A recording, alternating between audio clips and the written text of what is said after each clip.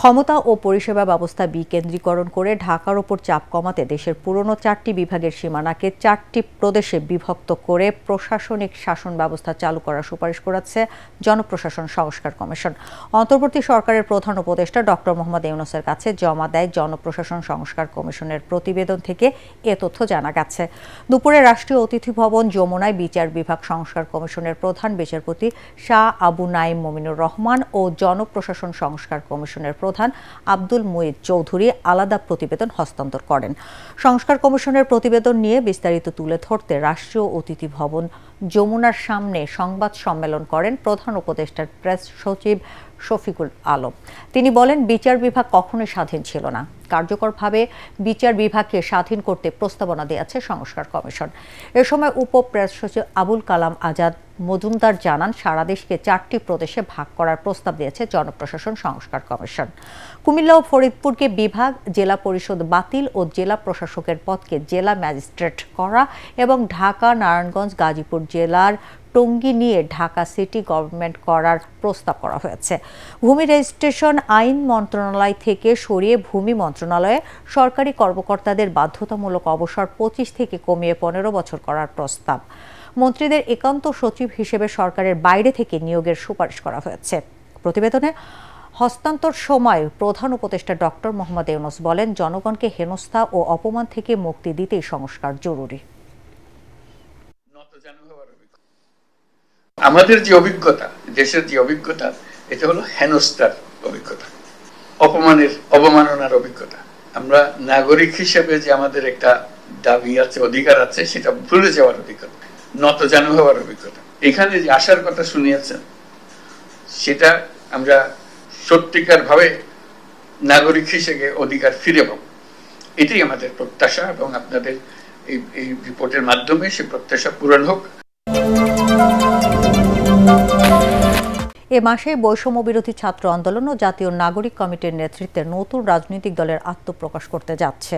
রাজধানীর বাংলা মোটরে নতুন রাজনৈতিক দল গঠনের জনমত সংগ্রহ কর্মসূচি নিয়ে অনুষ্ঠিত সংবাদ সম্মেলনে জাতীয় নাগরিক কমিটির আহ্বায়ক নাসিরউদ্দিন পাটোয়ারি বলেন, সারা দেশ থেকে 1 লাখ মানুষের মতামতের ভিত্তিতে দলের নাম, প্রতীক ও সাংগঠনিক কাঠামো তৈরি করা হবে।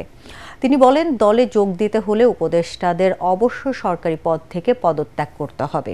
এ সময় বৈষম্য বিরোধী ছাত্র আন্দোলনের আহ্বায়ক হাসনাত আব্দুল্লাহ বলেন, জুলাই আন্দোলনে ফ্যাসিবাদকে হটাতে পারলেও এখনও বিভিন্ন জায়গায় তাদের দোসরদের বিচরণ রয়েছে।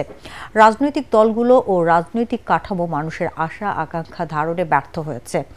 24 পরবর্তী স্পিরিট ধারণ করে আমরা মানুষের আশা আকাঙ্ক্ষার কথা মাথায় রেখে নতুন দল গঠনের সিদ্ধান্ত নিয়েছি। আমরা সকল নাগরিকের কথা শোনার মধ্য দিয়ে একটি নতুন রাজনৈতিক সংস্কৃতি গড়ে তোলার আকাঙ্ক্ষা ধারণ করি। আমাদের মূল লক্ষ্য হচ্ছে অন্তত 1 লক্ষেরও বেশি মতামত সংগ্রহ করা, নতুন দলের জন্য নাম এবং প্রতীক প্রস্তাব দেওয়ার জন্য জনগণকে আমন্ত্রণ জানানো হয়েছে আমাদের এই কর্মসূচিতে। বাংলাদেশের রাজনৈতিক ইতিহাসে এটি একটি অনন্য উদ্যোগ, যেখানে এত ব্যাপক আকারে জনমত সংগ্রহ করা হচ্ছে এটি রাজনৈতিক দল গঠন করার জন্য। চলমান লড়াই আমরা গণতান্ত্রিক যে প্রক্রিয়া রয়েছে সেই প্রক্রিয়ার মধ্যে অংশগ্রহণের জন্য আপনাদের সামনে এই মাসে একটি সুন্দর দল নিয়ে আসা আমরা প্রয়োজনীয়তা অনুভব করছি।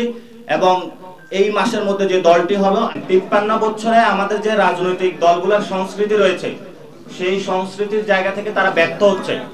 যে নতুন রাজনৈতিক দলটা আসবে সে জায়গাটা থেকে সংস্কৃতিটাও নতুন হবে।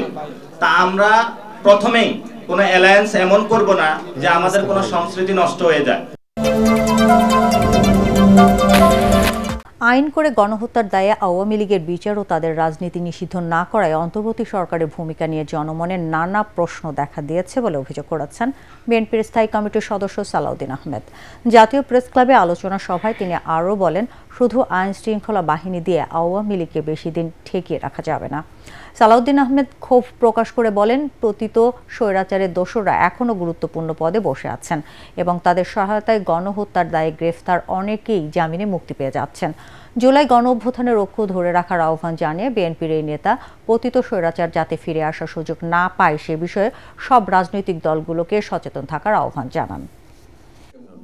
আপনারা আওয়ামী লীগকে কোনো রাজনৈতিক কর্মসূচি করার জন্য রাজপথে নামতে দিবেন না, সমর্থন করি। কিন্তু এইভাবে আওয়ামী লীগকে আপনি কয়দিন রাজপথে পুলিশ দিয়ে ঠেকাবেন? আপনারা বলবেন আওয়ামী লীগকে নির্বাচনে আমরা চাই না, আওয়ামী লীগ এদেশে রাজনীতি করতে পারবে না, কিন্তু কি পদক্ষেপ নিচ্ছেন? আইনি কোনো পদক্ষেপ কি এই সরকার নিচ্ছে? না। আন্তর্জাতিক অপরাধ আদালতের আইন সংশোধন করার আমরা দাবি জানিয়েছিলাম, এদেশের মানুষ দাবি জানিয়েছিল। এই সরকার অধ্যাদেশ এবং আইন সংশোধনের জন্য পদক্ষেপ নিয়েছিলেন, হঠাৎ করে তারা ক্যাবিনেট মিটিং নিয়ে সিদ্ধান্ত নিলেন এটা করা যাবে না। কেন? আওয়ামী লীগের একদিকে আপনারা চাইবেন রাজনীতিতে নিষিদ্ধ হোক, আবার তাদের বিচার করবেন না, আবার পুলিশ দিয়ে তাদের রাজনৈতিক কর্মসূচি আপনারা বাধা দিবেন। এত স্ববিরোধিতা ঠিক নয়। প্লাস্টিক ব্যবহারের সাথে কোনো আপোষ নয়। ভবিষ্যৎ প্রজন্মকে সুরক্ষিত করতে প্লাস্টিকের ব্যবহার কমানোর বিকল্প নেই বলে জানাচ্ছেন পরিবেশ, বন ও জলবায়ু পরিবর্তন মন্ত্রণালয়ের উপদেষ্টা সৈয়দা রিজওয়ানা হাসান। রাজধানীর আগারগাঁওয়ে পরিবেশ অধিদপ্তরে প্লাস্টিক কমব্যাট নিয়ে আয়োজিত সম্মেলনে তিনি এসব কথা বলেন। এ সময় যে সকল প্লাস্টিকের বিকল্প আছে তা ব্যবহার নিষিদ্ধ করাই এই সরকারের অন্যতম লক্ষ্য বলে জানান তিনি। একবার ব্যবহার করা যায় এমন প্লাস্টিক নিষিদ্ধ করা হয়নি, তবে এর ব্যবহার কমাতে সরকার জনগণকে নিরুৎসাহিত করছে বলেও জানান এই উপদেষ্টা। একটা ইন্টিগ্রেটেড অ্যাপ্রোচ হতে হবে, সব বন্ধ করা যাবে না, এটা আমাদেরকে ফেজ আউট করতে হবে, কিন্তু যেগুলো রেডিলি অ্যাভেলেবল বিকল্প আছে, সহজলভ্য বিকল্প আছে, সেগুলোতে আমরা অবশ্যই বন্ধের পথে হাঁটবো।